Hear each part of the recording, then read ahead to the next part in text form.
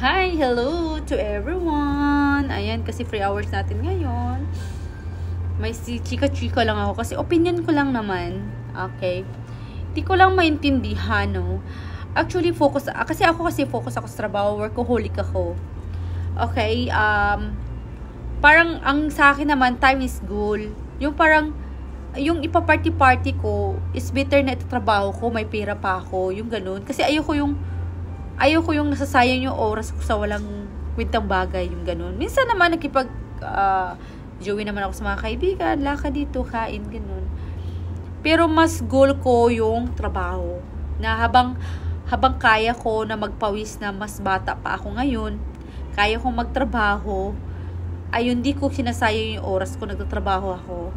Kasi may time na darating na tatanda tayo. Gusto ko, sa pagtanda ko, retired na ako sa trabaho ko. Yung mayroon ka ng pera, mayroon ka na imbes, yung ganun.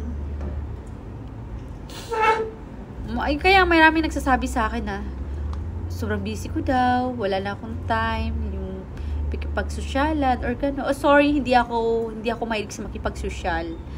Hindi ako yung tipong taong kahit wala, sabing mayroon.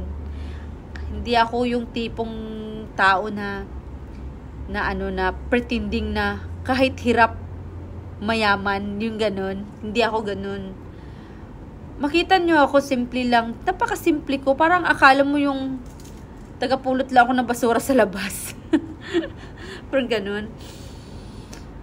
Kahit tagapulot ng basura kung may pira doon sa basura, bakit hindi? Gagawin ko talaga. Basta may pira doon.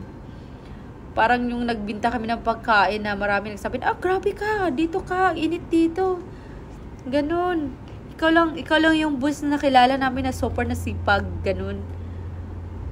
Tapos, may business ka, ganun, dito ka, mainit dito, ganun. Ang daming nagsasabing ganyan. Pero, ang sagot ko is, kahit matirik pa yung araw, susugurin ko yung trabaho. Basta alam ko magkakapira ako doon. Kasi yung akin, principle ko is,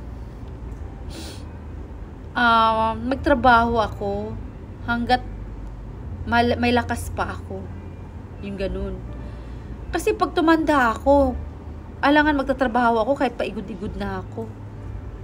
Gusto ko yung pag tumanda na ako, nagtatravel na lang ako. Yung ganun.